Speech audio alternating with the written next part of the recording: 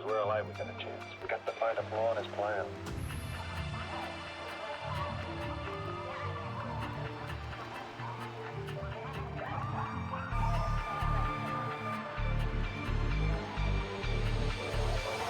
Oh, not a chance, fella. Not a chance.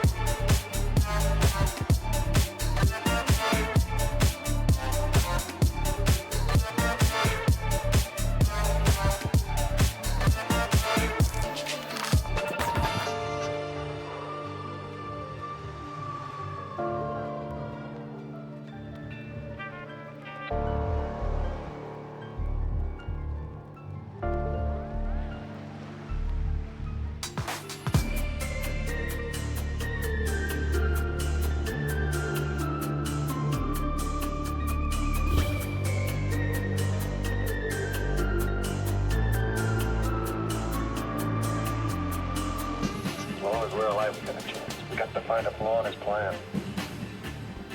Oh, not a chance, fella. Not a chance.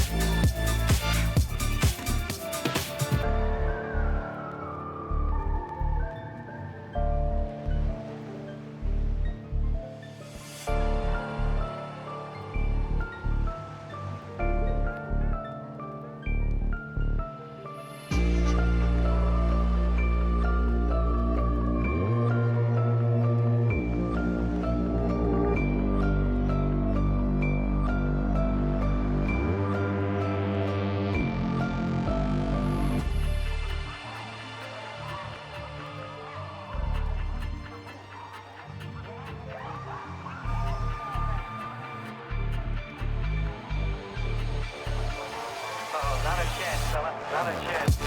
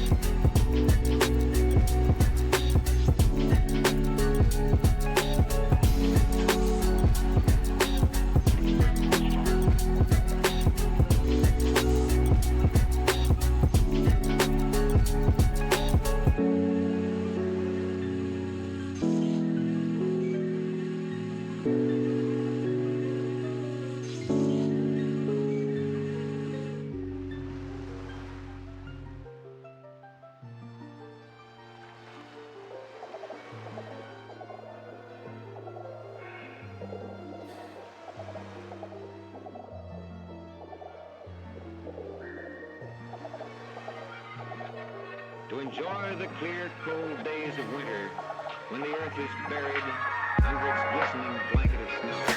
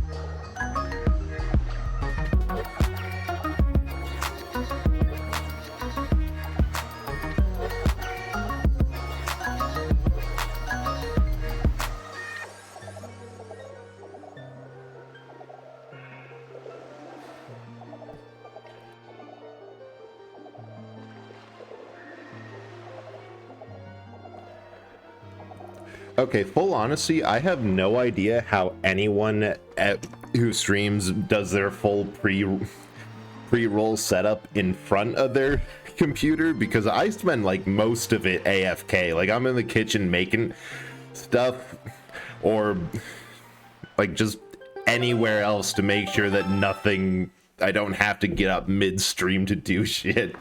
Also, thank you so much for the resub, Kara. I really appreciate that, and glad that you enjoyed the 3 months here. And hi, Sith, how are you doing? I hope that you've been having a good week. Also, thanks for the yelling. But yeah, so I am right next to Outset. I could have just sailed. Oops. But yeah, so I took today off for no actual reason. Like, the whole reason is that they told me you can only bring over 40 hours of vacation, and me being spiteful said, okay, I see I have 41 hours, so I'm going to take a day off today just so that I can get use out of that 1 hour. So yeah, I didn't actually have a plan. I had nothing I needed to do and just got bored because I had the past 4 days off because of Thanksgiving anyway. So we're doing this. I was always sit down with intent to never get up and have to immediately get up because of, yeah, that admittingly, it's less that, for me, it's less that I deliberately like take care of everything else. It's more that I sit down and immediately think, oh shit, I have to do this, or oh shit, I should do this first, or oh right, the oven's still on. I think that's happened once or twice. Good week of hangover at Thanksgiving. That is incredible and exactly what Thanksgiving should be used for. Because I got same, because I got called out at Thanksgiving this year for drinking way too much. Like everyone, I don't think that's in the right direction. Like out of everyone, I think at 7 glasses of wine, I had the most. Because like everyone was just still talking, and I was getting bored, they just kind of parked a couple bottles in front of me, or as easy to grab as they got passed from one end of the table to the next. I am not sure I'm going to make it all the way over to that big head in the ground. But fortunately, I have the weirdest thing. I can never get, like, truly drunk and hung over off of wine. I think I've just, like, developed a stupidly large tolerance. Partially because whenever I get drunk, that's, like, 6 shots of whiskey in rapid succession or something like that. Oh, you were drinking moonshine. Yeah, that would do it. But, actually, that's interesting, because, like... Oh, I think... Oh, no, we're stocked. We're stacked. We'll be fine through this 50, 100 level gauntlet of every bullshit the game can and will throw at us. But I was talking to someone after I did the drunk stream of Mario Sunshine, because I was drinking moonshine for that, and technically I drank the whole bottle. Practically half of the bottle was just it soaked up in fruit, so... practically speaking, I had a half a bottle of moonshine during that stream. Horribly drunk, but no hangover, and it's because... Oh, it was fine. Also, welcome in, Dreamers. Hope you're having an okay day today. But, like, there's something with how moonshine is made, because it's just, like, distilled quickly, not aged, and there's, like, some part of the alcohol that normally comes out when you're aging it, that is what your body latches onto to get a hangover. So I think that's mostly why I didn't get it, compared to the fact that I also drank like a full 2-liter bottle of Coke, a bowl of soup, and I remember the after tweet is like, the results of my drinking stream, 1 thing of alcohol and like 5 equally impressive sized liquids that weren't. Because the other thing is, when I get drunk, like, my first instinct is just, yeah, I'll keep eating. Like, it's the opposite. Because ADHD meds will like put you on hunger suppressant, or suppresses your appetite. For whatever reason, alcohol does the opposite to me, and I'll like make stupidly large things and just eat like a dumb amount of nachos or something that's easy to make and readily available. I got hung over from Mason jar. Yeah, I honestly think that part of it is that the best way to avoid a hangover is like drink lots of water, drink lots of other liquids, and eat some food. Like, make sure that you kind of have to make the alcohol the minority of what all you've consumed. Down to whole... Ooh, nice going, Caro. Whole bottle of sparkling cider. Yeah, that was one of the like sparkling wine, like a champagne, but not from that one region in France, so we can't actually call it champagne sort of things, which those are pretty good.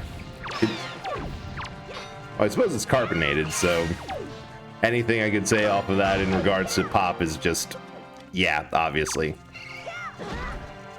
Okay, so I was thinking last night on this game, and the one thing that I know definitely has stuff in it is this labyrinth, and beyond that, I just have to like keep on hunting Triforce charts, because actually, what all do we have? We have like 1 or 2 Triforce shards left, and we have to finish powering up the sword, and that's, even if we didn't get any of the bags, we can still beat the game.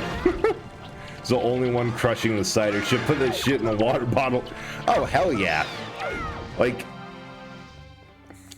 and there's a strategy for Thanksgiving where if you have to bring something, you bring something that you absolutely love, but you know nobody else really likes. Because my uncle always gets the other side of this. Like, he brought a key lime pie, and and last year he brought it, everyone ate it because it was actually really good. So his genius idea this time is, well, I'm going to bring 2, so that way I'll have leftovers instead of, you know, leaving 1 at home. I think it still got, like, we got pretty far into the second one. Aside from just how it looks to chug a water bottle worth the stuff like that, because that's one of those things that it's a dangerous idea, but if you're not doing much else that night, it's also a really fun one.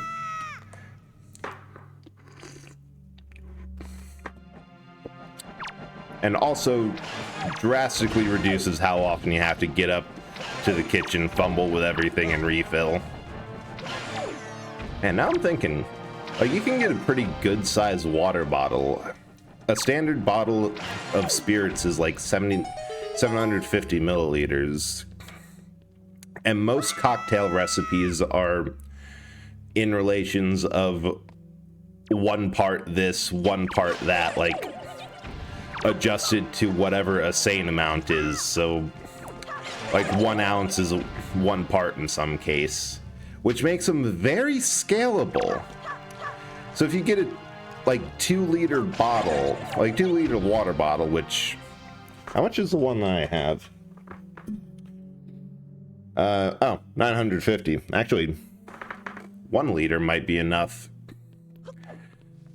And like just pre-mix the cocktail?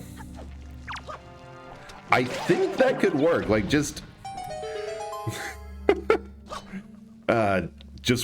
walking around with the best old-fashioned you ever made in 1 liter increments. Oh wait, there's like easier ways to deal with all of these. You get a boomerang, you get a boomerang, you get a boomerang.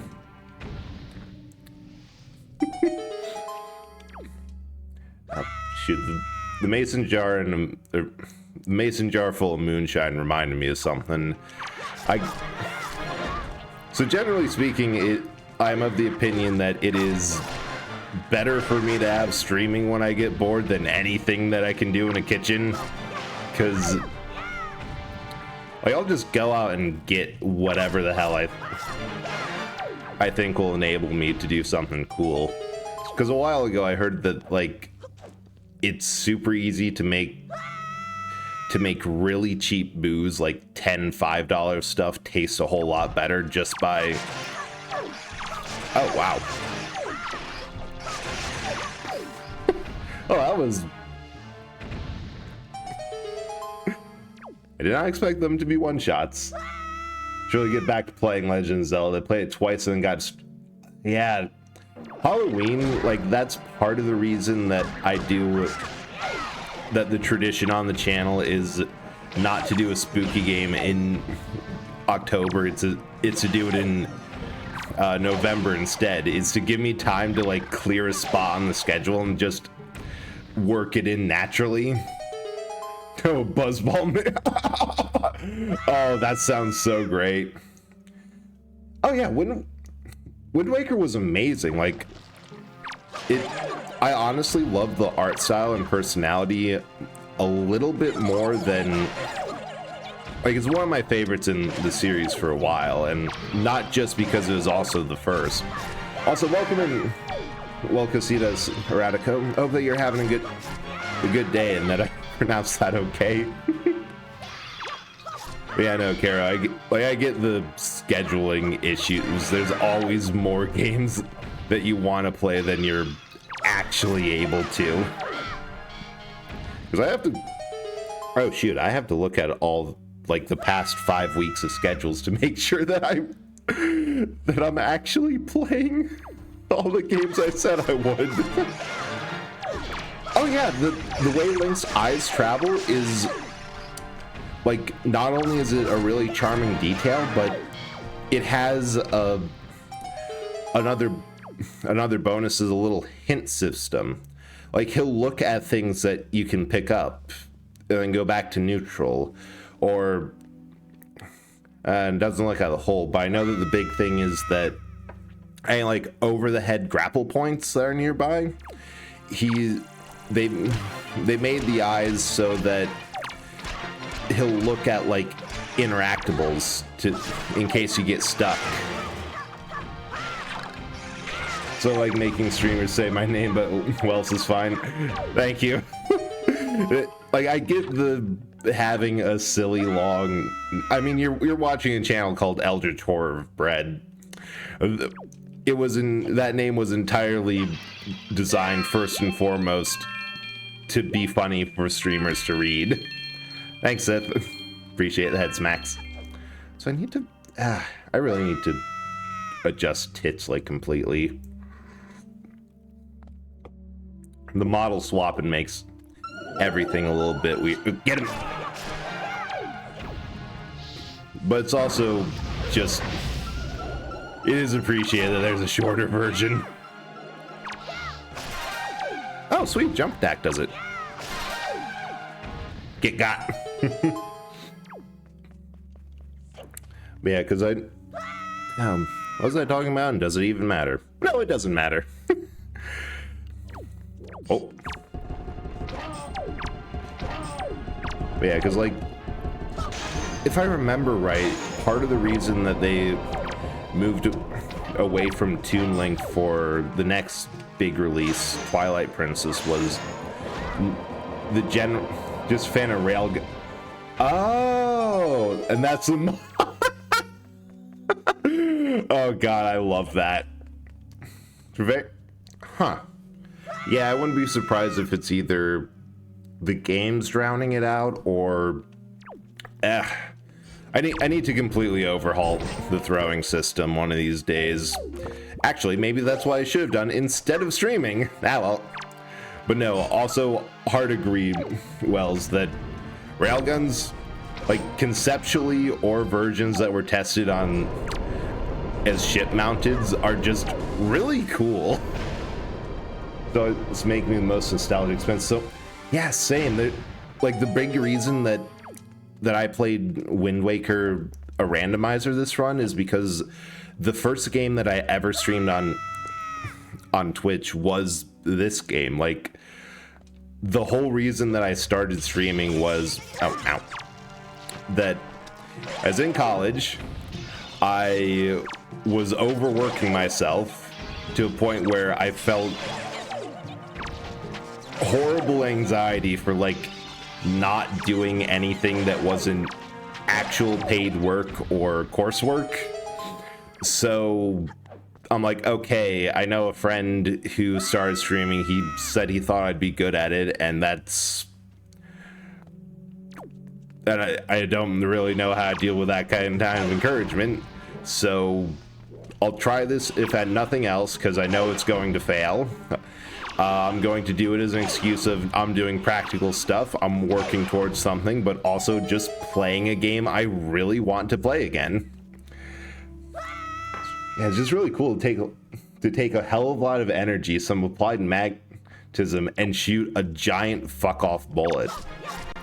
Usually to the point where the biggest issue that's between railguns being real and fictional is we don't have enough energy, or we don't have a source to generate that much power easily, or we don't have a material or a way of handling this that won't melt the rails of this gun. It's just a shit ton of it. Like the reason in most sci-fi games, if you get a railgun, it's categorized as an energy weapon, is because you can get anything, you can use pretty much anything magnetic as a projectile in theory, like from a piece of rebar to actually prepared tiny munitions. But it's the power supply that's the big sticking point. Alright, you get out.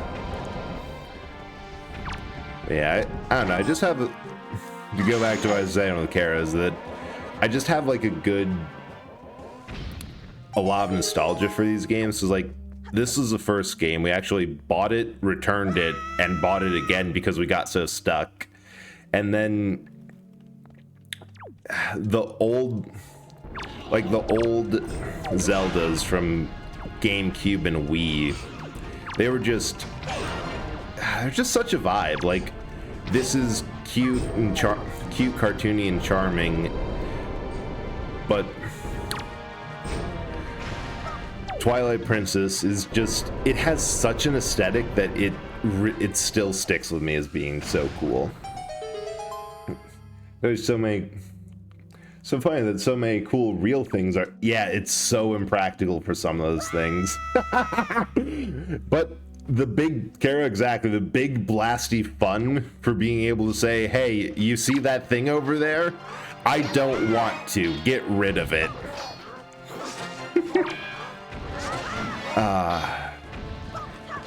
And it's really just the fun you can have with magnets inadvisably applied.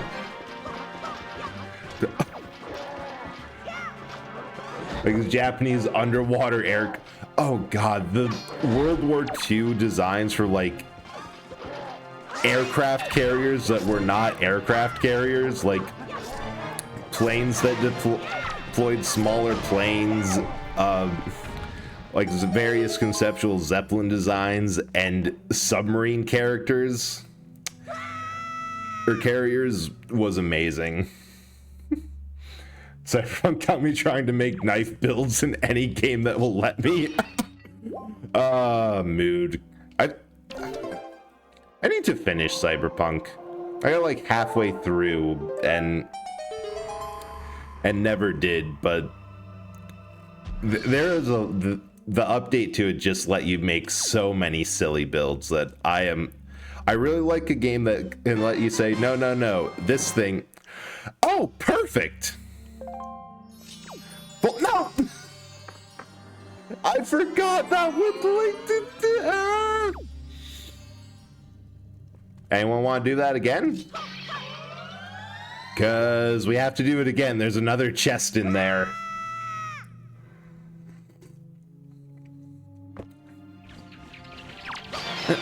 Ah, well. Round 2. Fuck. Oh my god. Please, Soviets conceived of like a big hovercraft. Yeah, that's the other.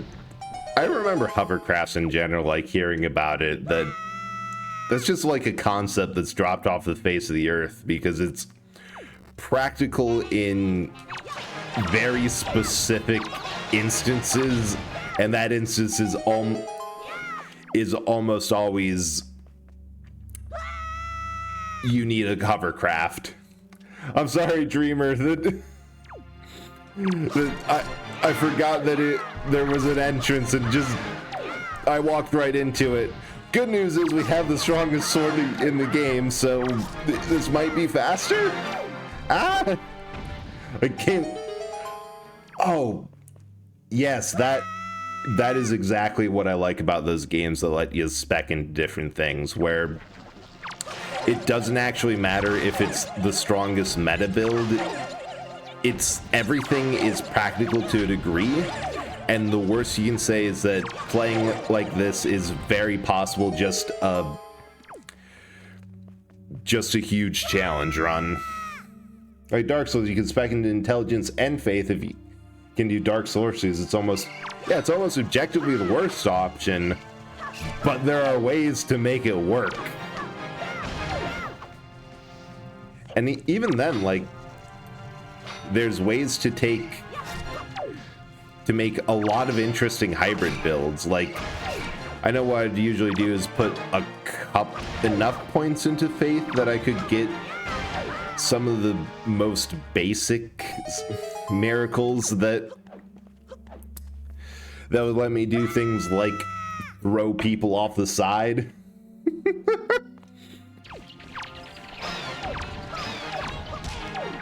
No, don't worry, Dreamer. We're making good progress, and I really wish that there was a rewind option.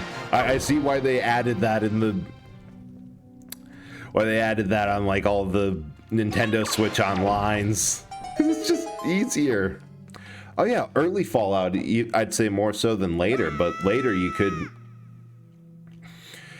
And later, like 3 in New Vegas kind of had a little padding towards that. You can make any build and make it work, because being like an action shooter game more than a traditional turn-based RPG, if you had like all your points into medicine, nothing, everything else spread in across all your other levels to the point. Actually, no, I have a better example. I did a challenge run a while ago where I deliberately did a good build with shit equipment. I only used the 357 Magnum, and turns out the game was actually pretty well supportive in giving me options to get damage up to a point where I wouldn't die on contact. It was going to be require a whole lot of ammo, but I managed to kill Caesar with it. Oh yeah, that I remember that one is like I'd say it's not that it's completely useless, it's that the dev time of New Vegas was so short that they did not have time to... What? Oh, his spear was bouncing across the ground and counted as a damaging weapon. Just threw a bunch... God. Throwing a bunch of dynamite at Caesar works. But yeah, they're so comfortable with making bad choices that it's just never been patched. And it was so small, and I think a DLC like available from the first level perk that is like, it's fine. But yeah, that one was glitched and just they never patched it. And I don't think there's even many patch mods because it's fine. Like, nobody's really too interested in getting the perk to work. But yeah, I remember when I killed Caesar in the challenge run, I used pretty much every single drug I had access to.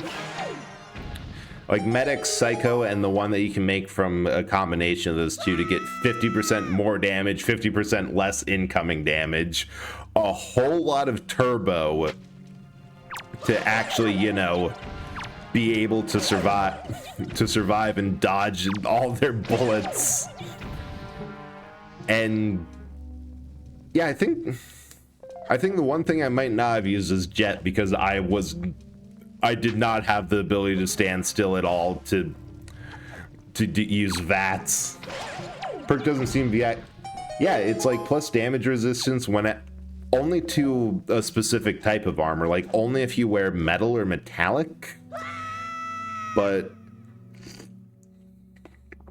I believe it was specifically metal armor, which is prohibitively heavy, did not have as high armor value as most of the rest in the game, quickly eclipsed by combat armor, and like that one might have been good if you were wearing power armor, but like most power armor has high enough damage to everything else that I think it was like a +7. Does not make a difference. I overshot. Ow. I don't know, I just find it in New Vegas in general is a hilarious game because it was all the people who made the first couple Fallout games, like 1 and 2, before Bethesda bought the studio out. And they just said, and I guess they said, okay, fine, you can have one last go at your property with the new design of the games going from 3 on. And they just made the best game in the series and did it such a good job. And they were set up to fail. Like, they had 9 months to make the game. I don't remember if it was 12 months total, but 3 of that was taken up by pre-planning and 9 of actual programming, or if they made the entire game, which reuses a ton of assets from 3 in 6 months, which is for game dev insane. Like, it's just, and of course it's the best, it's the most loved game in the series. Like, everyone involved was so passionate to make it work that they did it on such a stupid deadline. Beam reflects off the mirror-like finish of your gleaming armor. You gain additional 5 damage threshold against energy weapons while wearing any metal armor, +2 while wearing reflect. Okay, so it's 7 total. Available earliest to level 12, but since 70 science isn't possible, technically not to level 3. Yeah. Although, if I remember right, was it perks every level or every other level? Because then it wouldn't be until 4. Juzen, how are you doing? How have you been today? That's how the stream went, but like I was there watching most of it, and like your art class streams where you just take a friend and chat and draw, they're always fun. I'm doing great. Like, good use of a day off to just stream middle of the day.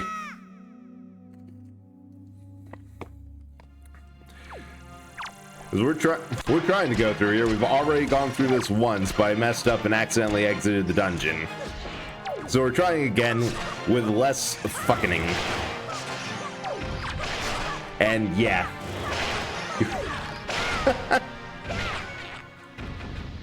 Oh, thank you, Juzen. Yeah, no, honestly, it's just nice to have a day where you don't have to think about work on a day you normally have to think about work. Most freeing feeling is rolling over and thinking, fuck that. Fuck that alarm. I'm only paying lip service to the sleep schedule I normally have. You probably have enough perk points at level 3 that you can't actually get. Yeah, that it's locked because of how much. Because of the game's setup. I think it was a DLC one, which that is probably just designed that it's like, okay, statistically you can't get this to level 4, but all of our perks are just available at level 2, so... Although maybe, I don't know, maybe you can, because there's a glitch in the game where if you pick the one that gives you like 5 extra... it's probably not, but it's like you get 5 or 10 extra skill points or something that you can make apply twice. Dead Money. Yeah, that's the one. That was a good DLC. I don't think I've ever finished it though, but it was good. Yeah. I just find it interesting because like nowadays I definitely think it had to do with like the internal politics of Bethesda not liking what they did with the game. So they were always on some form of crunch and unable to actually go in and fix all the errors, even with the DLC cycle they had. Because like most games now, there's not a way to say it except for they launch unfinished. Like most games, if you get on day 1, you're going to be waiting for a patch to finish, for them to finish up all the games. And like, I can actually kind of understand that. Wait, can you just skull hammer these and save arrows? Yeah. Because if you don't have post-launch support for a game, you get things like, yeah, day 1 patch would have fixed the shining armor trait, but I'm thinking that they just didn't have the manpower. Like everything was tied up in releasing the next thing, or their contract was immediately terminated the minute the last DLC. Like the last DLC patch. Yeah, it was an infancy DLC back then, but also like, I remember a lot of games, it was kind of normal for them to have like 3 or 4 different post-launch content packs. Like sometimes you get it where they're like, we have enough DLC that we're just going to make a sequel with the ideas. But a lot of times you get like 4 or 5 just additional stuff to see if they can milk the one property.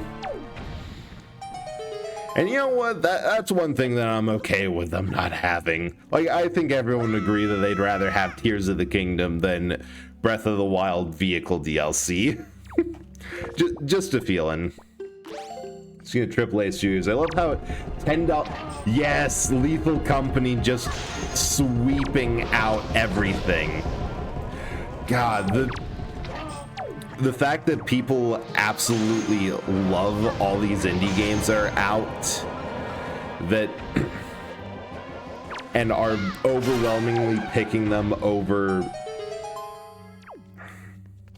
like whatever big title or cash grab that's coming out is just, it feels so good. It feels so good to just like, okay, I could either grab a $60 half-finished game that doesn't have all the patches it needs and wait until it gets good in like a month, or I could just grab this indie game that admittedly doesn't look the best, has issues with gameplay and graphics, but it's fun. Yeah, definitely the best kind of DLCs are the more meaty ones, like expansions that actually gets you, like, it actually breathes a lot of life. Like that one, a good expansion, I can be more okay with on that. That it's just, oh, here's another story, or we want to expand on this, or we thought of a cool area that got. Because I think there's one game, I forgot what it was, but oh yeah, Doom 3. Actually, I was looking into this. It has one of its DLCs is called The Lost Levels, and what it is, it's every concept area that they had but didn't put in the final game because they weren't too happy with it, or they thought of a way to completely revamp everything around it for better effect. Okay, don't go up there this time. And everyone's like, it's not really the best expansion because it feels very samey. Because yeah, it's all the concept areas in there. Full Company is one of the weird games that turns every gamer into a voice actor when they, oh God, the distressed clips I've seen of that game are incredible, where people just yell and massive surprise. That's a fun game, but unfortunately for the Steam sales, there's a couple of like I mean, it shouldn't be a surprise. This is a retro channel primarily. More primal streams than a gamer dying at 3 a.m. Hell yeah. Like, that is when the fear of God and the entire day of existing in society has gotten them down to absolutely nothing but pure chaos and fear. It's the most primal they can get.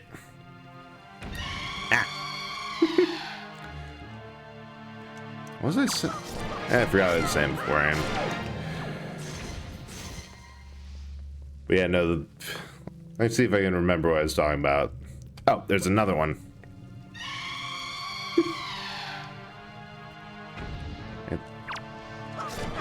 Oh yeah, I was tempted to get Lethal Company, but like party games, even at $10, I've gotten a couple with the idea of, oh, someday this will become useful, or someday friends who are in it now will talk and get a game going, and it just never does. So like, I try not to buy them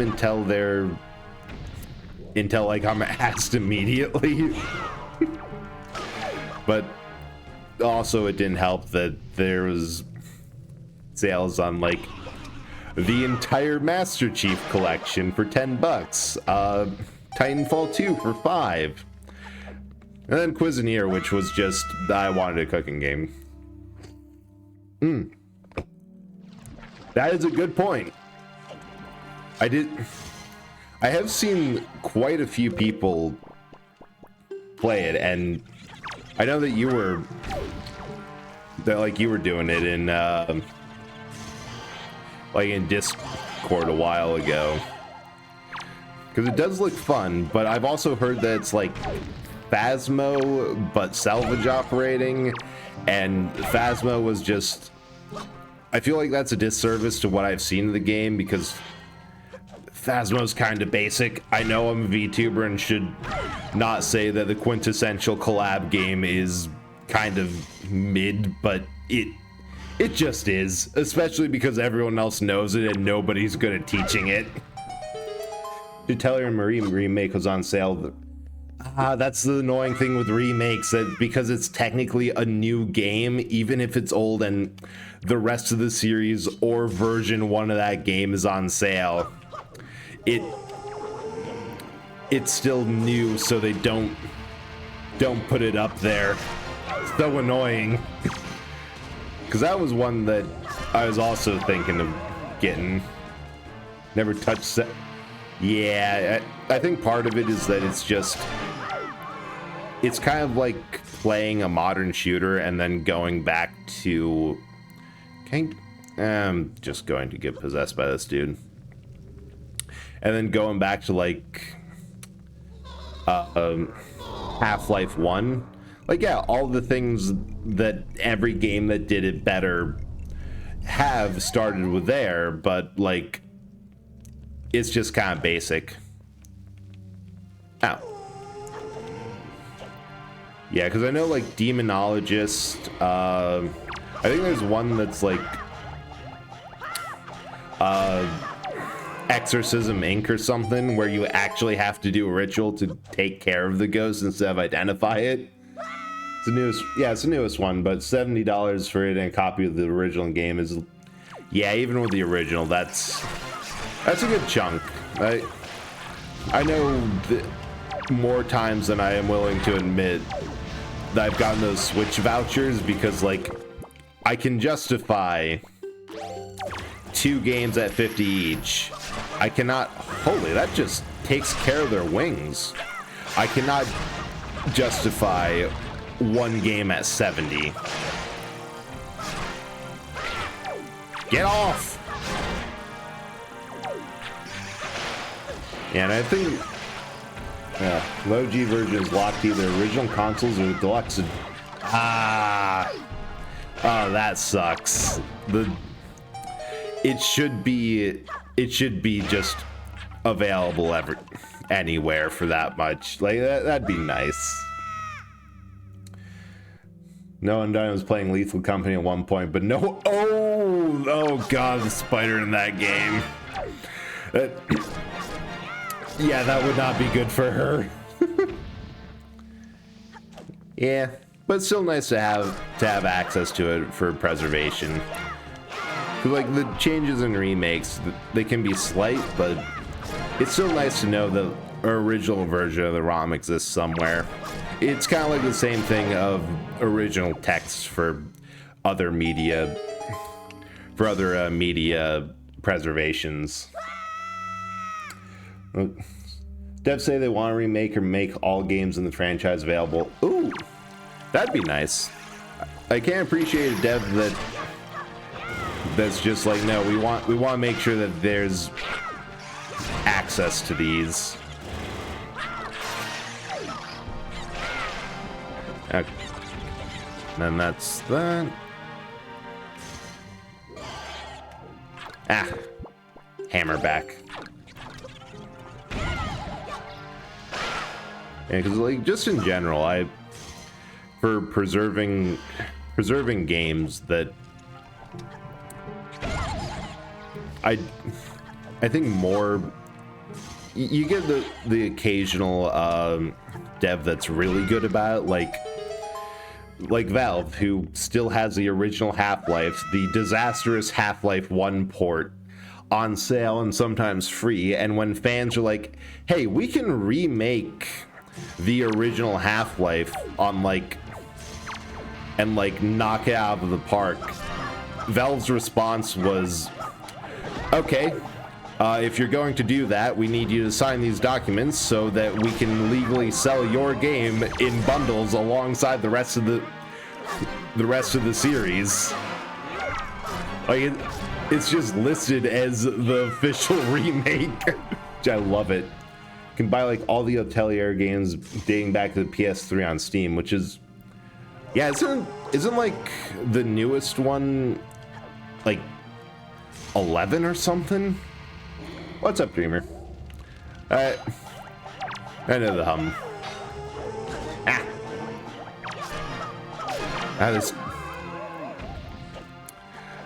I get putting toes on here because they're a late game enemy, but they're also annoying. Oh, that was, wow. Violence is never the answer. It's the solution. That's like Assassin's Creed level of pumping out, but AAA bloat never, well, I don't really know much about the series, so there's probably some weaker end. Oh, there's always a weaker entry. That's what you get when you get multiples. But that's like the Ubisoft, we will release one of these games every year in order to stay relevant. Damn. Yeah, 13 for the DC. That'd have to be.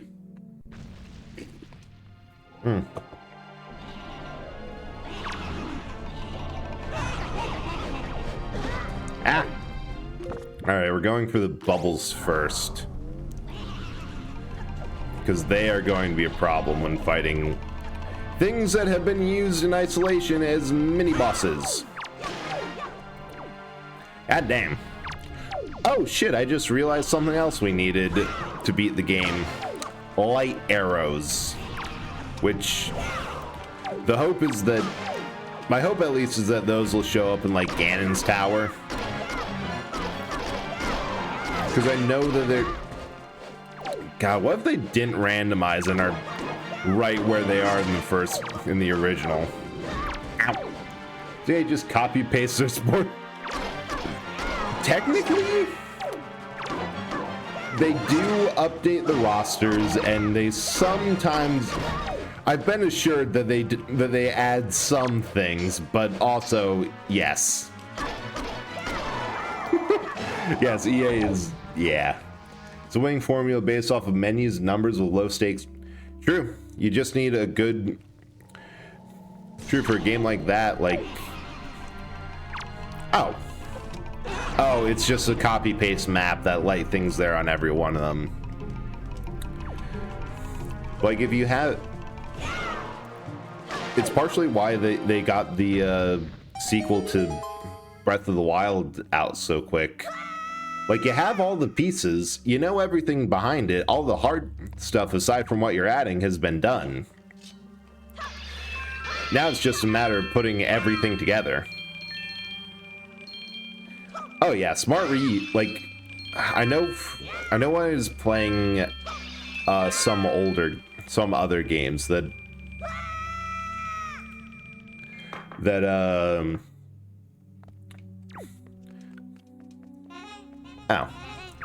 Yeah, like a while ago, I'd always point out, like, hey, they reused this asset or this thing from earlier in the game, because it's really just a smart way to make games. Like, if you can make, because if you do it well, there's a, like, principle in game design of giving players an antipiece first so that they can practice in a low-stakes environment.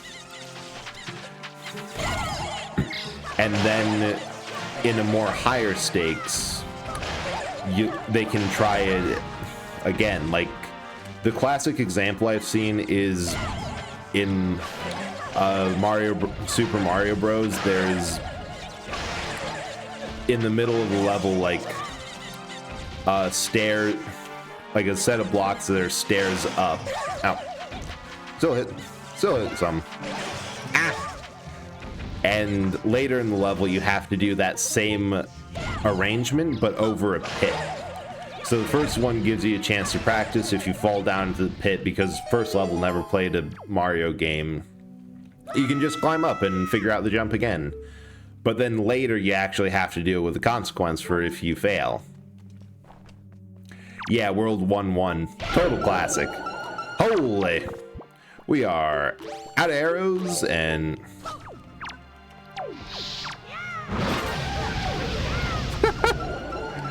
and about as well as as we can do.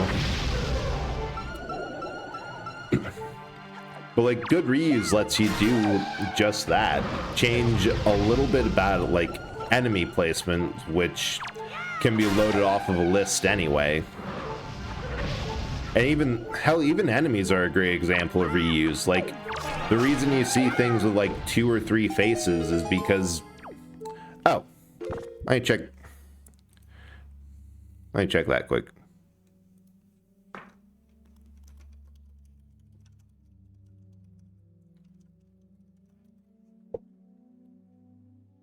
Yeah, understandable, Dreamer. Hope things are looking up for you for the rest of the day, though. I really wish I had the hurricane spin for this.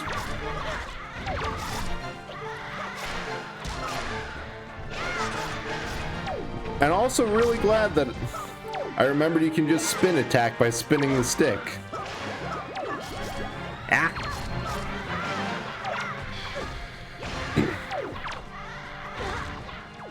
Yeah, it's really interesting when you look into game design what all goes into it, because I was just playing something and yeah, I was playing Cuisinier and I didn't realize that I had to equip something. That I thought it was just an item being in my inventory meant that it was like what I was using. And then I realized, wait, every time I've rolled my eyes at the pop-up of make sure when you get new equipment that you equip it, that was absent here. The one time it was gone, I didn't remember to equip the equipment I got. And there's a lot of things that, like, if you're ever told or signposted something really bad, it's probably because it's probably because during QA testing somebody ran into massive difficulties there. Like, I know Portal 2, like one of the Portal games, I think it was 2, because Valve games are good at 1 and legendary when it comes to their sequels for some reason, that they have a sign, in case of implosion, please look directly at the implosion, added because gameplay testers kept on not looking at the intricate animation that they had prepared for the core implosion. Let's try that. I think enemies modeled in the series are fine because 14 just has 13 enemies in it. Yeah. Or across series, you're like, I recognize that dude. The absolute funniest will always be in Zelda games, Majora's Mask, where they just, God, I am not, there we go, where they flat out reuse characters, because part of it was that they're justified in doing it because it's technically an alternate reality or something. The other part of it was they were on a bet. They had tried to get the sequel out as fast as possible, so they just reused every single character model they had from 1 and said, no, these are completely different characters. Oh, it's even better than that. Because any character who appeared as a kid in that game also had an adult model that, yeah, Malin's in there twice, but the fact that they used her adult and child forms simultaneously means it's actually kind of hard to see. Okay, we are just going to wait for one of these guys to swing at me while the moblins beat each other up. Worth it. Yeah, it's kind of similar to what New Vegas did, where they were working with very limited resources, used what they had, and it somehow works. Where were all these hyper-aggressive sling slants trying to knock your armor off?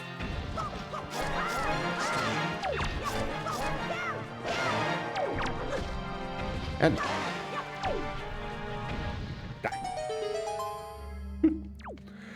developers have decided to use both Malon's models to ascend into a higher plane of game dev.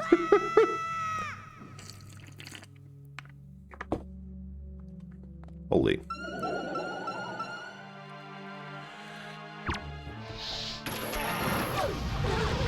It just, I don't know, it reminds me of stuff that of a lot of stuff, because I know early game dev, a lot of what they were what they had to do was severely hampered. Okay, I'm just gonna drink this now. By the fact that their tech was very underwhelming. Like, a lot of the classic boomer shooters, Doom, Quake, Wolfenstein, were largely, I can't dodge this guy, remember. Were largely impressive because they not only push the bounds of what could be done with computer-generated graphics, they sometimes developed new techniques. Like, the old standard way of doing transparencies was every other when you had an object like glass that needed to have some sort of glass texture on it, you would do every other pixel has that texture, then the ones that don't have the texture are just, you don't draw anything there. It was really interesting. Let's figure out how to create a whole game in like a kilobyte of story. Yes, if you've ever seen the It Runs Doom blog, it just goes through the most insane things that people have gotten Doom to run on, because it's like a couple kilobytes in, like, it's less than a gig. Modern copies or modern ports are a bit more because they have newer features or are like recompiled on Unity or something.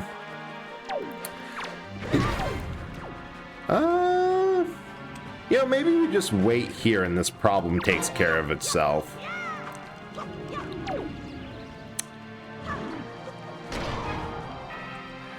And then you get things like Doom Eternal through no... Oh, that problem does take care of itself. Just because they can to show off, has 2 unlockable copies of the original Doom and Doom 2, plus, I believe, all of its extras. I don't know if they have, like, the master level packs, but like, they just technically have 3 full games because, yeah, the PS5 and modern systems are strong enough to take Eternal, and those games are small enough that, actually no, the better example is that there's a Doom mod that lets you load a copy of Doom inside of it on an in-game terminal that then you can play a full copy of Doom in, and you can swap out that ROM for a copy of Doom. So you can play Doom inside of Doom inside of Doom. It's honestly ridiculous, but emblematic of what the modding scene does. It's been called the most... Yeah, running Doom on anything that has a processor and some method of input has been called the most violent Hello World program. I fucking love it for that.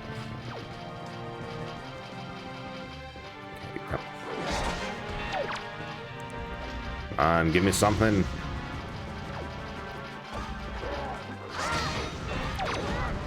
Huh. Well, I seem to be hurting the ones I have unarmored. That was just late on my... God, these things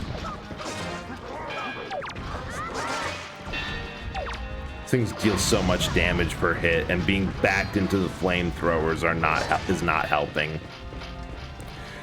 Along with being body blocked.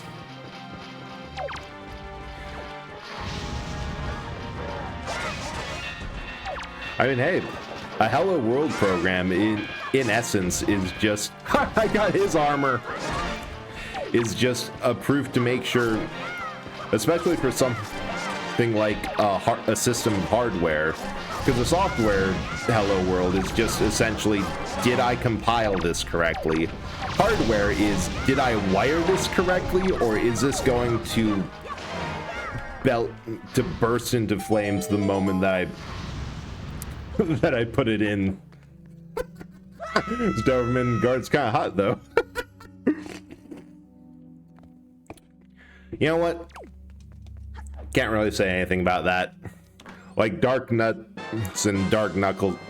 Oh my God.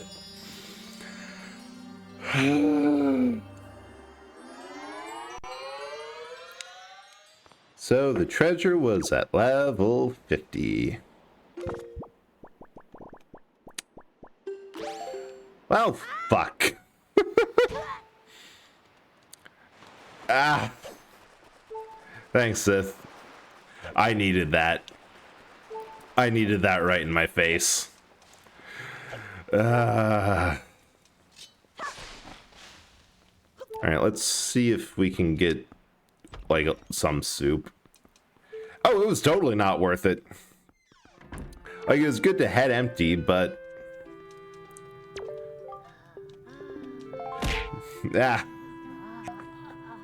But, like, beyond that...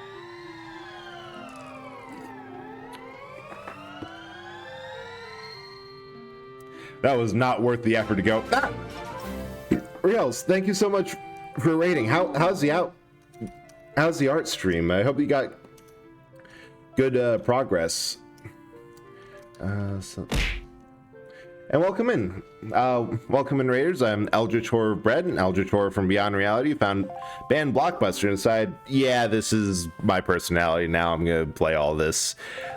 Mostly I stream a lot of retro games. Every now and then something a bit newer that's caught my interest. Right now we are finishing up a randomizer run of Legend of Zelda Wind Waker and just went through the grueling extra long challenge dungeon for no reward. I thought there was going to be something down there, but there wasn't. Well, but we have soup now, so that is something. Okay, I had to end early because my eyes have been... yeah, that... Yeah, the eye strain from art, I remember hearing from some friends that gets a bit rough. But I hope you're able to get some rest, and if you have to go and like rest your eyes, get something to eat, get some to drink, do whatever it is you need to post stream, like, by all means, please do. You know what, Wells, that you're not saying anything wrong, because it is like a good soup with bread. It's just perfect. All right, thank you for the lurk, and again, thank you for the raid. Okay, now I'm curious. I'm going to pull up cheat. Okay, it's only 50 floor, but now I just want to wait. So the good news is that this mod comes with a... Well, the randomizer comes with a quote-unquote cheat file, which will let you... Supposed to get magic armor. Yeah. The thing is, the magic armor is also scrambled, and I have no idea where. So I can look up if I get really stuck what all I have left to do.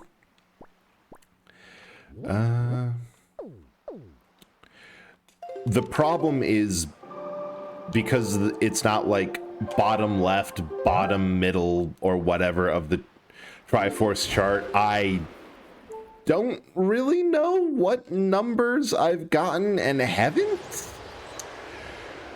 So, yeah.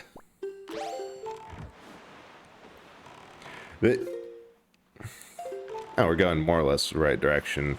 But I'm just going to start, like, double checking stuff. Oh, wait. It's faster to warp the Forsaken Fortress and then go, yeah. So honestly, at this point, I'm just kind of combing the map. Because these things could be in caves. What we're looking for could be...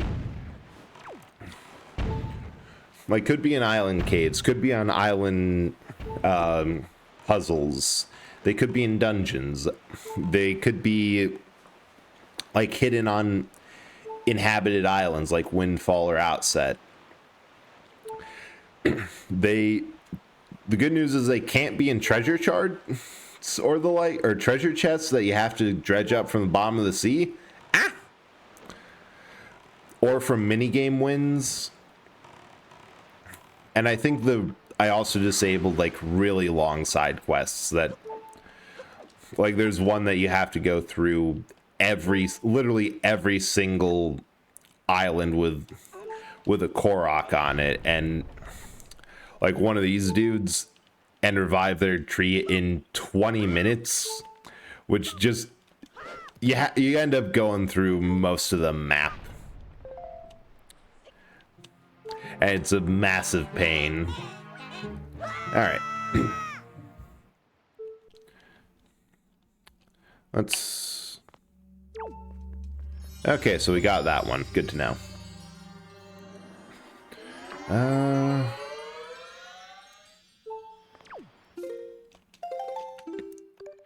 Platform, like, secret cave, I think, is going to be most useful.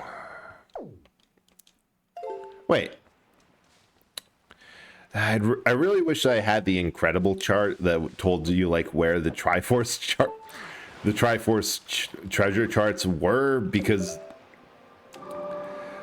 I don't quite remember them. I think it's Southern Fairies closest, but I do remember a couple of them. Because the good news is that we do have, like, the only things that we're missing to beat the game are... where is it? Stonewatcher North. Yeah, like this. Like, the only things we need is the last piece of the Triforce and the light arrows. And so we can get into pretty much anywhere on the overworld map, including all the places that I know have to have stuff.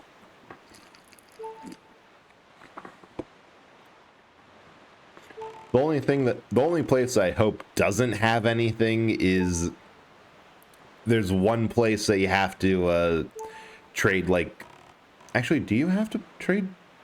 Oh yeah, no, you have to trade a bunch of joy pendants to get a deed to a cabana, and then that deed is in a delivery bag. We only have the bait bag. We don't have the spoil bag that lets us start that. And we don't have the delivery bag that lets us finish that. Why are you wiggling? Here's your letter, blah, blah, blah. Aw. I would have laughed if that gave me the last Triforce chart or piece that all I needed was to ask Granny. Okay, so Stonewatcher's Island is open, which means we got it. It's one. No, we did Shark Island. I think we did Needle Rock. Horseshoe. We definitely did these two. And we just did outsets. So Angular, Private Oasis, that's one of them. Ice Ring Isle, we did that. Boating course? Huh. Something on the boating course. Interesting. I don't think we did the boating course. Good. Oh, hey guys. Hope that you're having a good day. Let me get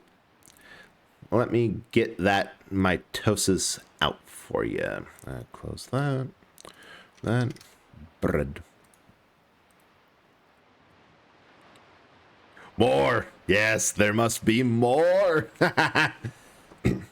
Oh, Modern Warfare 3. Is that the remake or the original? So, I think that, yeah, the original MW3 was my first COD game.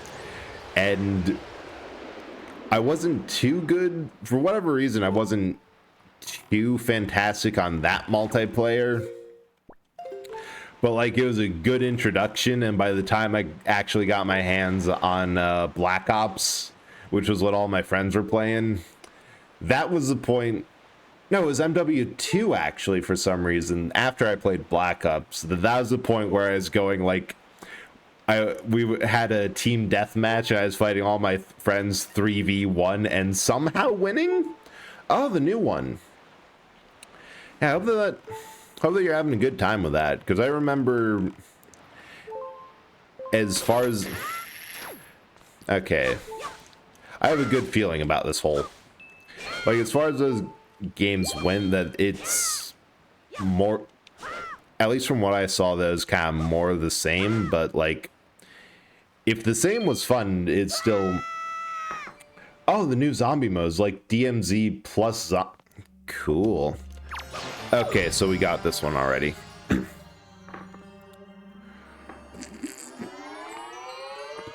Yeah, I love a good zombies mode. Like, anything involving horde survival. That's why Earth Defense Force is one of my favorites. Okay. Cliff Plateaus, we definitely got that one. Bird's Peak. Yeah, that was a Triforce chart one. Fire Mountain we had to get. Dragon Roost, there wasn't anything useful. Overlook, got that too, so, huh. I'm actually stumped at this one, because I remember getting all of these. All right, I'm gonna take a look. RPI. I'm just gonna take a look at what all of these do. 6i. Oh, I'm just kind of guessing at this point for which shard is which, but it seems by the cheat file it's 6i Reef. Or I already got this one, and yeah. But no, I remember the zombies. Like, I think everyone remembers Black Ops Zombies, with where you're playing as, you know, JFK, Nixon, Castro, and for whatever reason, it's always seemed the odd one out of Secretary of Defense McNamara. God, the amount of times through high school and beyond that I heard, "Calm down, Dick, it's just a storm." And maybe, you know, I got the PS3 working. I vaguely know where all my games are for it. I think I have them all. Maybe that could. Yeah, I know it's like. Oh god, that would be hilarious now that I'm thinking about it. Because we were talking earlier, some mention of Phasmo. I called it the quintessential VTuber collab game. But like, the stereotype for early 2000 face cam dude bro streamers was always they just played COD nonstop. And I was thinking, if there's a good way for me not to have like not to fully show my face or something, that would be a hilarious one to face cam. Yeah, I feel like you're either in two camps of tolerating Phasmo or hating it. And I feel like one camp feeds into the other, where it's either you tolerate it because that's the one horror game that you have and it's still surprising enough to you that you can get a couple of good reactions off on it, or like you have friends who are able to kind of who are able to like play it and still get kind of spooked by whatever, or you play it to just because I will defend that any bad game is fun if you have friends to just yell at with it, because it could be boring, but if you're all on the same page, which is screaming your heads off, it's a fun time all around. But I think it's the other thing that, like, it's cheap, it goes on sale, but everyone's played it and largely has kind of had enough. Everyone wants me to play, but only 2 streams of it. Yeah, it's oh, good shot with a bomb there. Yeah, the gameplay on it, it's not intuitive if you haven't played. Like, I remember looking it all funny. As funny as it is, it's actually a good depiction of IRL ghost hunting, where if you're not deeply seeped into that community and what everything means and how everything works, it's complete and total nonsense where you're just kind of wandering around an old house in bad lighting. There we go. That was the last one. I completely forgot that reefs, because the first couple of times I checked reefs, it was like rubies or junk. It was nothing useful, so I assumed that they were left off of the list, but then I found like a Triforce shard.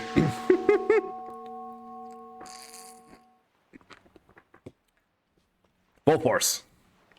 Okay, part of the reason that I consulted the cheat file with that one is because I expected it to be one I had already collected, and I was buying for time while I tried to remember where everything could be randomized to in this game and where I hadn't checked. New tutorial Markov ghost type systems are really helpful, but yeah, it's helpful for a game that, like, you either walk around or you watch cameras or you just, like I said, it's a simulation of IRL ghost hunting, where there's a lot of sitting around pointing to small little things on the camera and saying, well, that's either a smudged cap or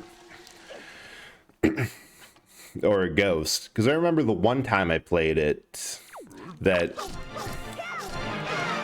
what happened was I was looking around with a thermometer, because that is the one instruction that I could get, that I had figured out, of like, oh, it's usually colder temperatures or something. So I was walking around trying to find a place where it was a 5 to say like, okay, I found where the room the ghost is in. It only maxed out to a 4, and I got killed by a ghost anyway. Like, it is... Oh, sweet. We have to go through the Ganon cut. Oh, right. There's a fight with Dark Nuts. I'm like, well, I guess 4 is close enough for that. Yeah, no, it's one of those games that... Oh, interesting. Oh my god, so... Oh, right, I don't have any fairies. I never noticed that their capes actually absorb damage, because I think they always backed off into the fire and burned it off before.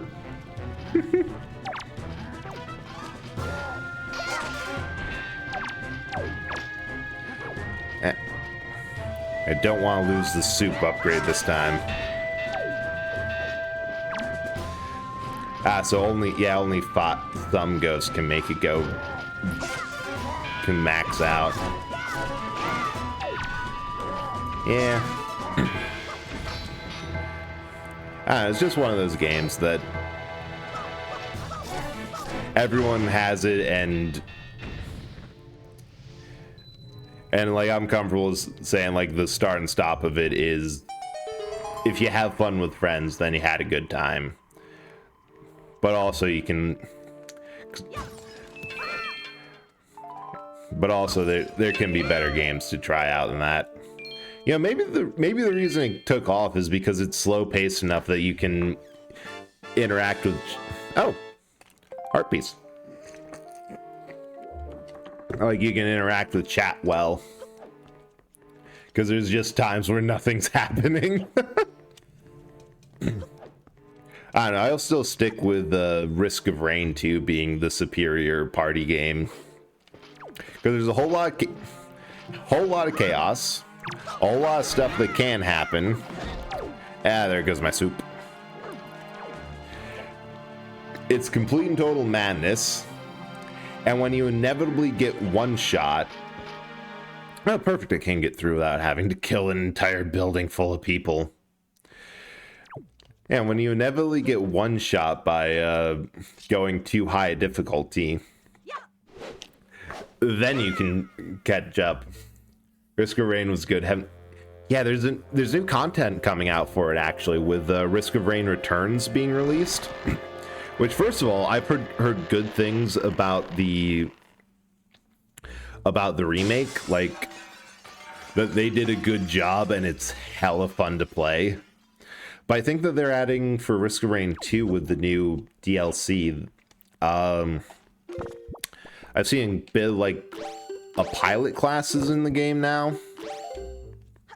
So that's always fun, because the fact that every single Risk of Rain survivor plays completely different is just, it's so much fun. Like there's some that I cannot use any of the melee survivors to save my life, but most of the range ones, like, I'm a lot better with. But of course then it gets to the one or two that are just, oh, this one scratches my playstyle itch exactly. I'm going to go with this.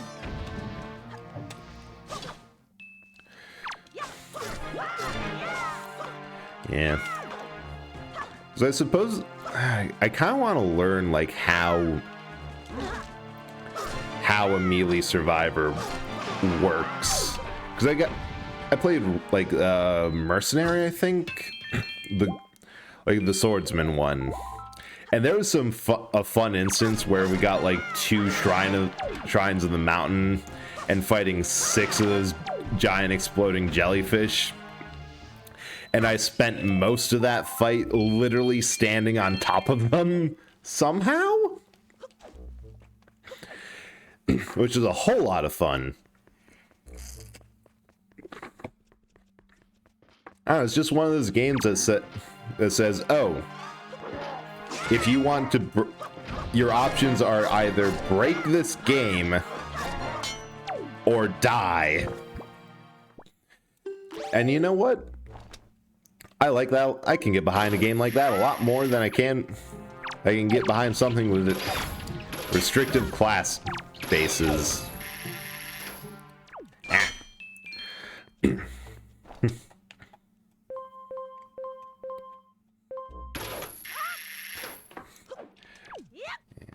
don't know, it's just a fun game. Because I'm that.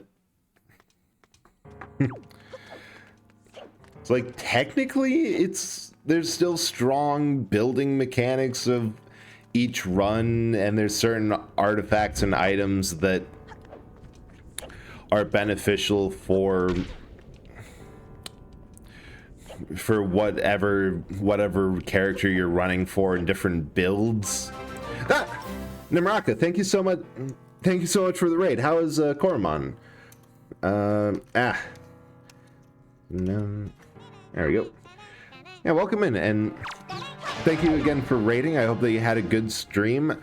Hey, Crimson, and for everyone new here, I am Eldritch Horror Bread, Eldritch Horror from Beyond This Reality, found an old man Blockbuster, and is completely obsessed with everything found inside. I play mostly retro games. Today we're playing Legend of Zelda Wind Waker on a randomizer run, and we're somehow managing. Not entirely sure how, but yeah. Hey, Carol, welcome in. Nice seeing you. We just have one more item to find before we can. Oh, this version has bosses. This is above them, so is Goma. Then, oh, right. But yeah, I hope that you had a good stream, and that if you have to go raid and run, do it. If you have to raid and run, get a snack, get something to drink, do your post stream, by all means. There can only be one. I mean, technically, with your name of Karo, there's two. There's two Carrot. All right. Morpheal. Sorry, I have to use my brain. Morpheal, Goma, Big Po. And thank you, Cass, for the lurk. Hope that you have a good day and are productive. And thanks for coming by. Who's full of Caros? Depends on your opinion on frogs. All right. I think it was that dude, Goma, Big Po, Plant. Donk, bonk, honk, donk. Hell yeah.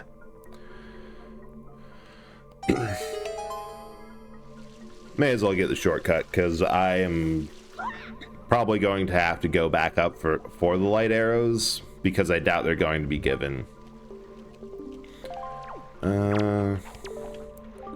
Return tool. Okay, that's just the general tooltip. They're not the cheat one that, or not even cheat, just the advice of, have you checked here? Most dangerous of all. Yeah. I full on don't know. I assume that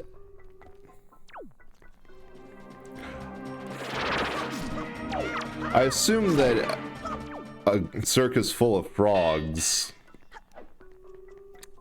you know, it might be dangerous. We really just need to find an insane amount of frogs, put them in clown makeup, and see what kind of wholesale destruction goes on. I think it could be fun. We could sell tickets. Depends on if the frogs are toxic or not. No, I wouldn't describe Karo as toxic. Aha, you! Where are you falling? God.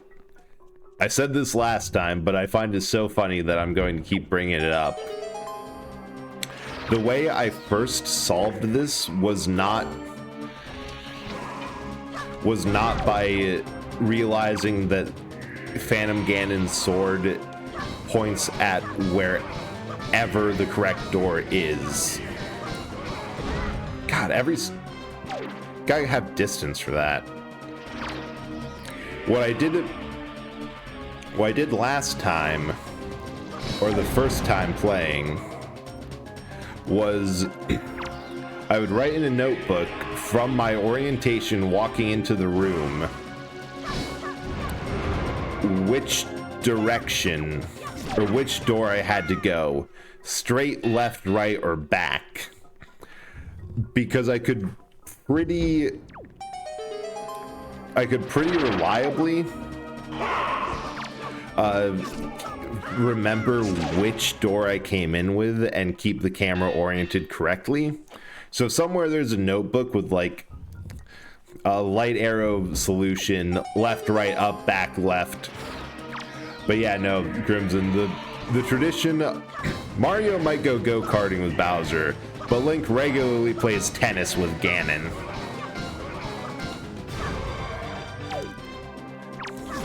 Because it started as like, yeah, I think first game was Link to the Past or something.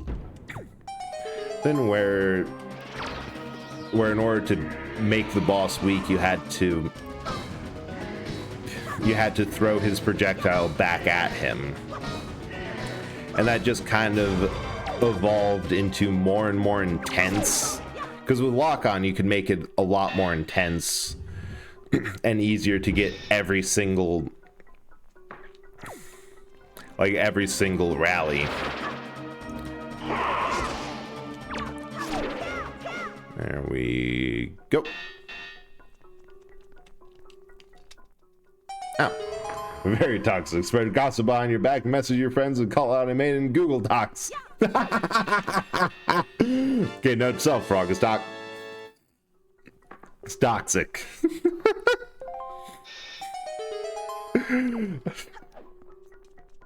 Most toxic behavior imaginable. Twitter drama. Alright, at this point, because I don't want to go through the entire thing, where is the light arrows? Light up. Huh.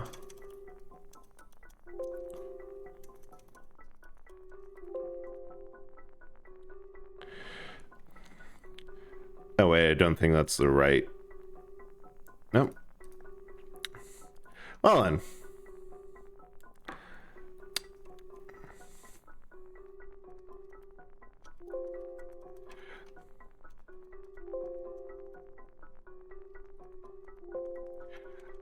Oh, this could be an issue. I don't know where in this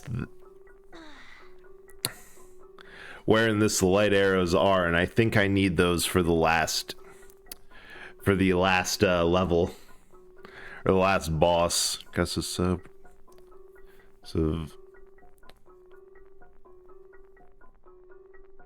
oh.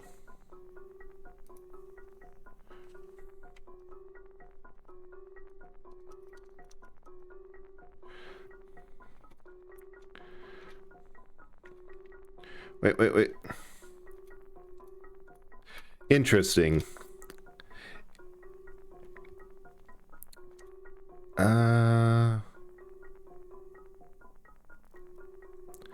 Wait, I'm sorry. Western Fairy Isle? Okay, that is the one thing I have to say about this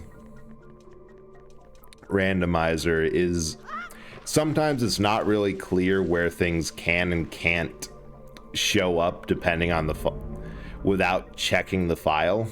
I know there's a non-cheat version that might have been good to review, but so far the entire game I've known that you cannot get anything from Fairy Islands. Oh, Western, 2 down. But according to the file, the last bow upgrade is completely the wrong ass way. Is given by the fairy in Western Fairy Isle, which I thought I had gone through.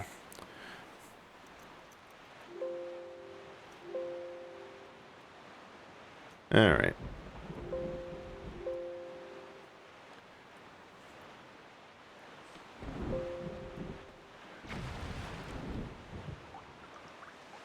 Yeah. Western Ferry Island, Great Ferry. Ah! I was looking away. Oh, welcome in, Captain Bravo, and you are the first to redeem third. It is still up for grabs. Assuming you can trick somebody into getting second first. Yeah, that... So I need to make something for that to pop up, but the issue that I've been dealing with is either one, I completely forget, which is the most common. Oh, I haven't been inside this yet. Interesting. Oh my god, if I didn't give up on this and got in earlier as soon as I got the skull hammer, which was pretty early in the run, I would not have been floundering around for the bow as much as I can, because the way that it does it is that anything that you get upgrades for, it's marked as like progressive. So like progressive sword, progressive wallet, progressive bow. But this one I actually don't feel bad about using the cheat file on, because I wouldn't have checked here. I had like second stream of this, I had completely ruled out and said multiple times, right, have to remember that Fairy Islands don't give anything towards the completion of the game. Because, like, this is the only thing... Yeah, light arrow. Literally the only thing of use I've gotten from a fairy's fountain. God damn. Well, actually pretty convenient, because now we can... Because now we have fairies.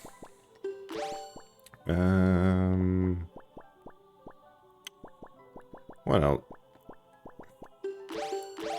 Well, fuck. What?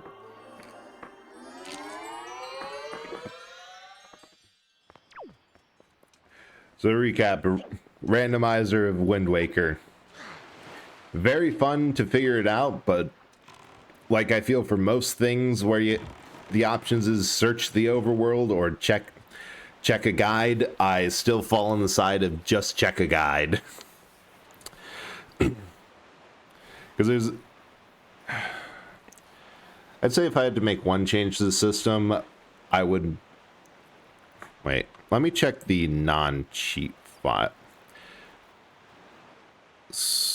Oh, there's one. I was just saying that it'd be nice to be able to check... Oh, damn it. The options that I had selected. And, like, it's not a very nice output. It's a giant list that, like, you have to scroll to the right again and again. Actually, wait, I can just talk about... I can just show this.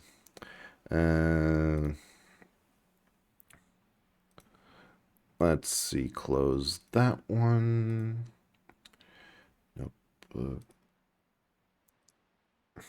Like, this is all the options selected, and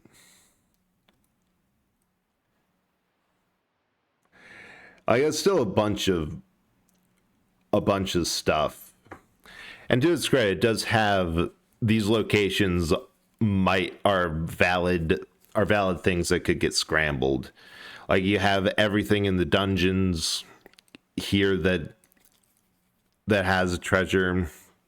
Have, like, Outset Island, which have the Master Sword here. So I guess the problem was that, yeah, technically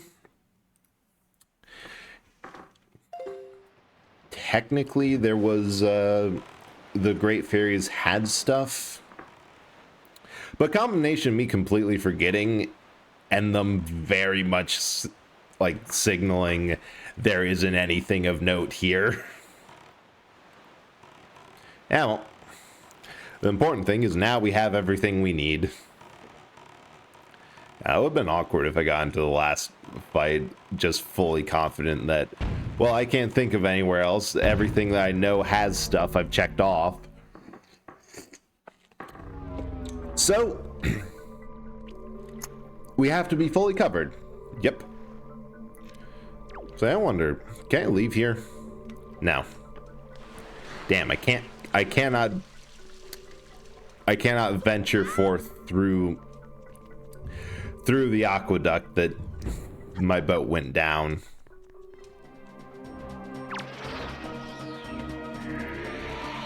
No. You think I'm playing ping pong with you? Get deleted from this mortal plane. Just be gone.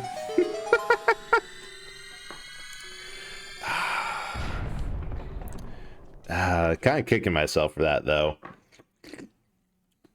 Because I passed that island so much and got fire arrows somewhat early into the run.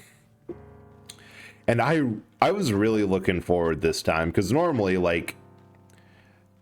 Oh, yeah, normally you get... The last item you get regardless is the light arrows. By pure accident, we managed to get this item in the exact same place that you would get it in a vanilla game. And I was so excited to, oh, there's pretty good odds that we're going to be able to get these much earlier, so we can just pull shit like that and ignore a lot of the really annoying encounters and just play around with them out in the overworld, for that to just not happen.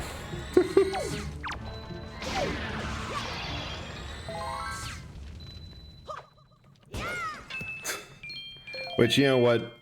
About my luck. Alright. No. I do not consent to fighting you. At the very least, we do have the game's official gauntlet. Because this is... first time through, I ranted about the same subject, about how most games will give you, like, the ultimate power, the one-hit kill, the reckless and relentless things that you can go completely hog wild with at the very end of the game. But they'll... And at that point, it's either not really worth using because there's nothing left to use it on, or it's bragging rights rewards only. Whereas this one, at the very least,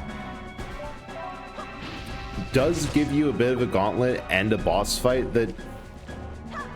Oh, damn, didn't mean to release that soon. That lets you play around with this.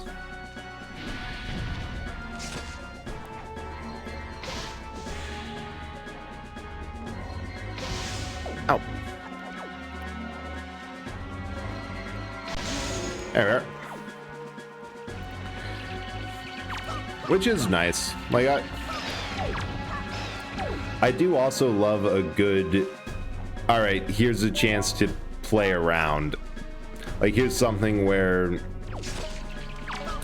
we have a lot of tough enemies that can be absolutely decimated with this. Or something that gave you a whole lot of issues through the rest of the campaign, that you can have your catharsis and just completely I got everything but the one I needed, and completely decimate it. It's like, that's always fun.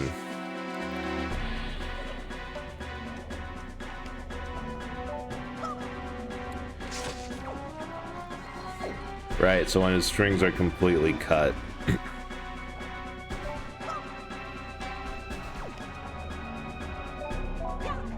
Alright, get him.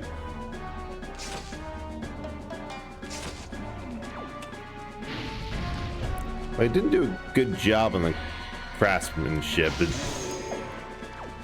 Some cut very easily. But speaking of items, like, even though it is a bit sad that you don't get a chance to play with the big gun until the very end, and only for like one hallway, partially because it is just like light arrows are just that overpowered.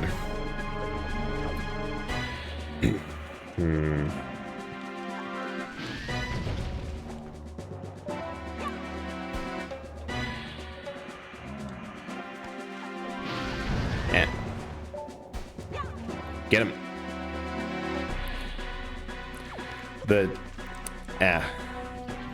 What the game does do really well is it has this tendency to take your old items that you got. Oh my god, is it just going to follow him up there forever? But take your old items that you got in like first, second dungeon and continue to make them useful. Because like in some Zelda games, too quick. Looking at you, Twilight Princess in particular, you'll use the boomerang or a couple other items literally in the dungeon you get them, and then never again. Like that is like what they did with the spinner, which was on paper this really cool and unique traversal method, but didn't have any of the specialty rails that the game had provided to actually get it to be useful as a traversal method. You only use it in the dungeon you get it, and then it's gone. With a couple of niche overworld applications. Likewise, first you get in that game, first you get the slingshot, then that functionality gets eclipsed immediately by the boomerang, which then that gets rendered obsolete by the bow. Whereas in this game, there is still a very useful application for both the bow, boomerang. Grappling hooks gets used a ton in this game with the treasure collecting side quest, and still gets used in big set pieces. And oh nope, not gonna make that one. Damn.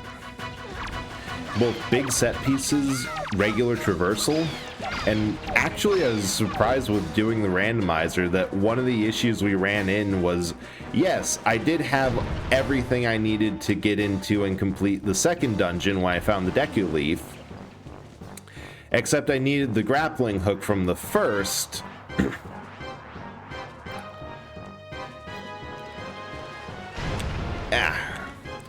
in order to get to the point where I could parachute over with the Deku Leaf.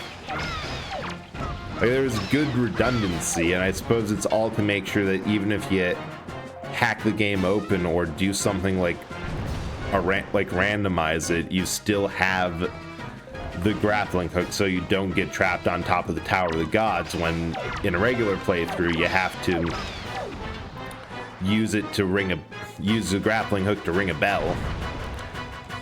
Oh, I was under that.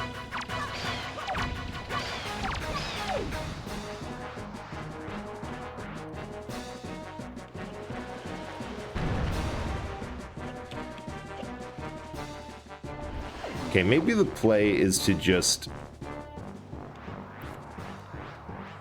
travel and not get stuck under them. Oh, no. The play is to get very lucky. That's the play here.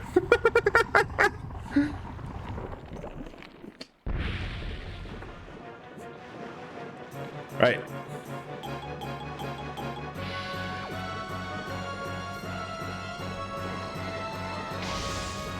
Last one. Oh. I know this one's supposed to be like a snake, But I've always thought of him as like a snakefish. You know, like specifically fishy. I guess it's the hair on the back that looks like fins.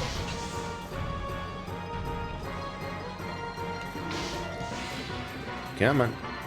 Get the timing down. Oh my god, I hit one of the ticks with light arrow. That's overkill. Bullseye!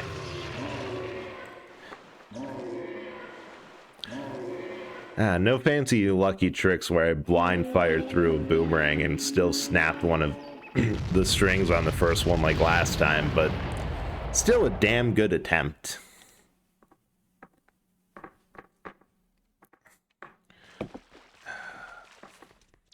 Now, I'll be back in just a second. Gotta get something more to drink real quick. Let me turn on some tunes and be back sec.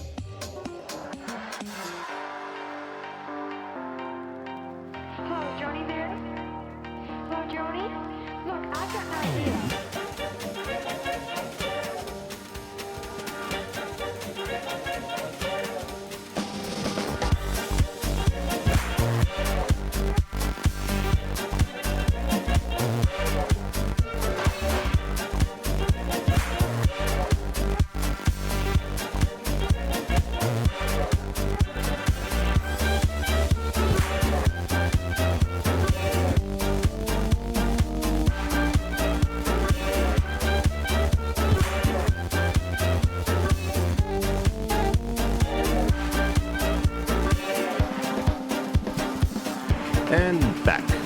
I just... There we go. Chord. Too many chords here.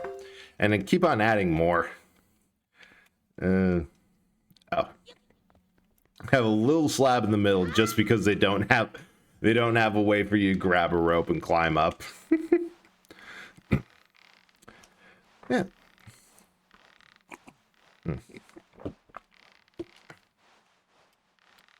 All right, let's go stab evil through the head.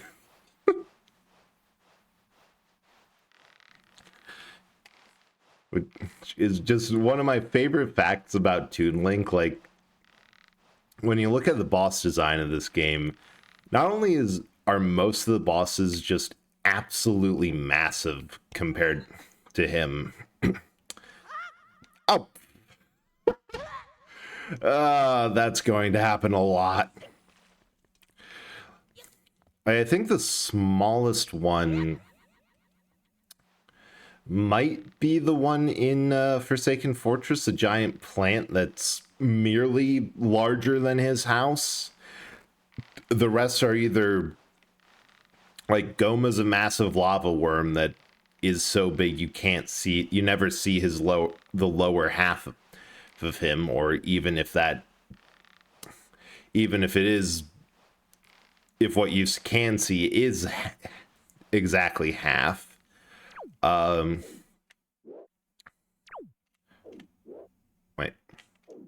Art. There we go.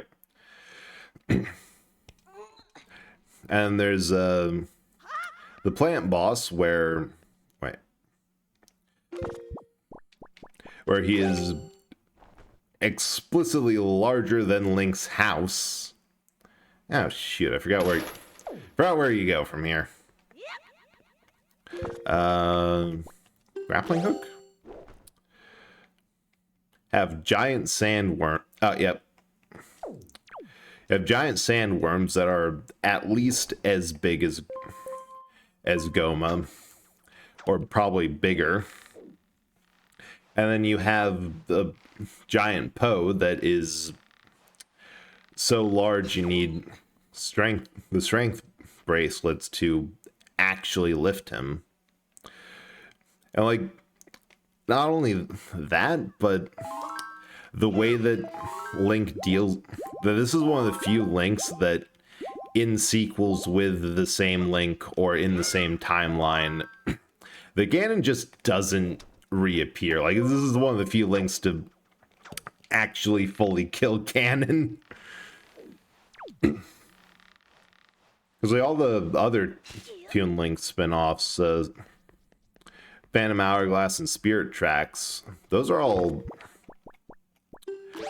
like original issues or original oh, there you go. In case when we fall down again. It's either original final bosses, or you're fighting somebody who's trying to resurrect Ganon and not Ganon themselves.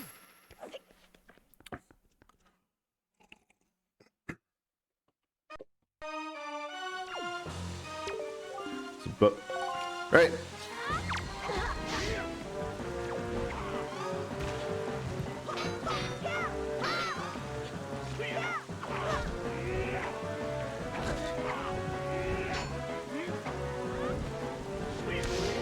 Like, not only that, I'm pretty sure this is a...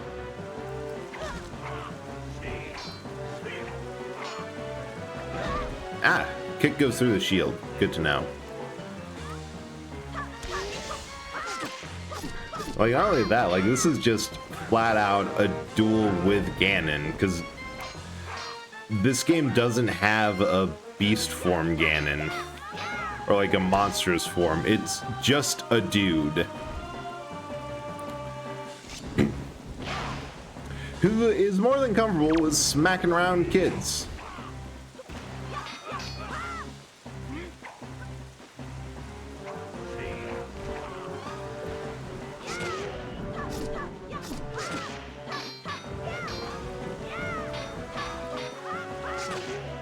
Because, yeah, we all... An entire fight is just smacking him around with swordsmanship moves that you were taught at the beginning of the game and had to used to deal with a lot of enemies. Ooh, nice back block.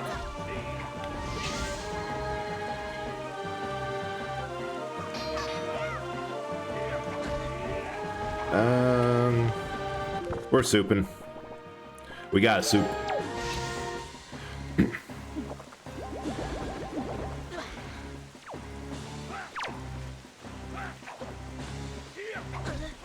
Ah, almost immediately blocked. Ah. Like, even then, he almost immediately learns. Like, yeah, he got by the light arrows 3 times, got by parrying, and is just, yeah, no, I'm much more experienced than in Ocarina. I'm just going to dodge them both.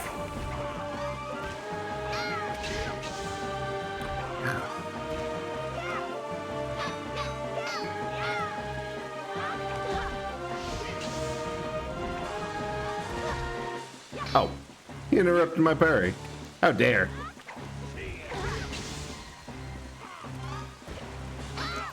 I actually forgot.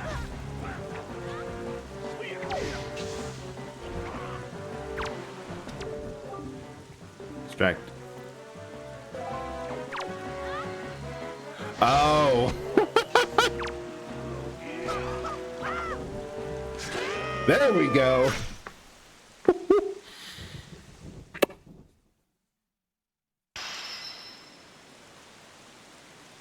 This is the last we see of Ganon and the Master Sword, because hot damn. Ugh. And like he's still able to monologue for a hot minute and dies standing up.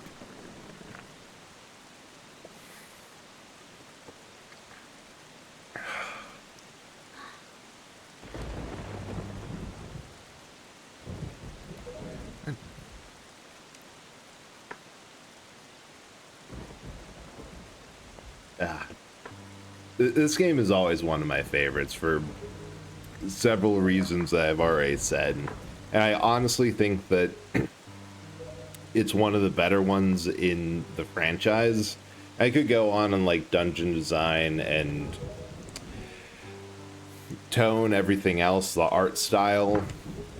But full honesty, a big chunk of that is just I played this first and it's been stuck in my head. Like realizing that the sunken Hyrule, the sunken nation of Hyrule was somewhere that you had visited in the game, just honestly blew my mind when I first learned it.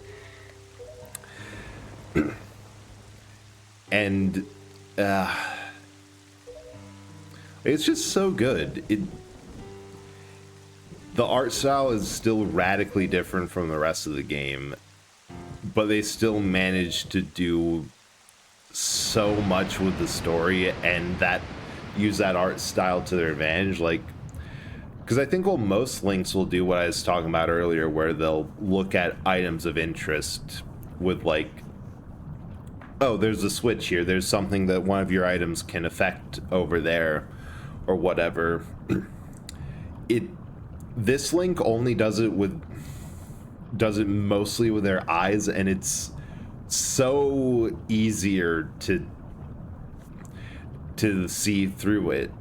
Like they managed to make the art style a big part of like mechanics in that way. But also it's just fun, because one of the issues with games of this era of like GameCube, PS2, early PS3 is that there really just wasn't a good way to do open worlds. Like the era of PS3 had a lot of wide open empty fields because couldn't do trees, couldn't do a lot of details. This is a good size, a big open world for the cost of for like nothing. They had an interesting traversal gimmick, a lot of interesting item interactions, and a much more interesting open world style. But I think that is where we're going to end it, because honestly I wanted to finish the randomizer, else I would have completely forgot about it. And let's see who's around to raid.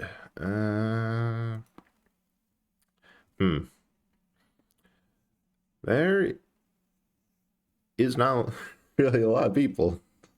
I think I'm actually going to end it here, because like I like to at least get something thematically close, or at least with a similar vibe, but not saying anything. But yeah, thank y'all for coming. I'll actually be live tomorrow with, what did I put on the schedule with the see, this is why I make it. Oh right, Control, we're playing that game too. I almost forgot that was supposed to be the thing we did for Spooky Month, but we've only done one stream about it because I forgot about it. But thank y'all for coming. I hope you had a good day, and see you tomorrow.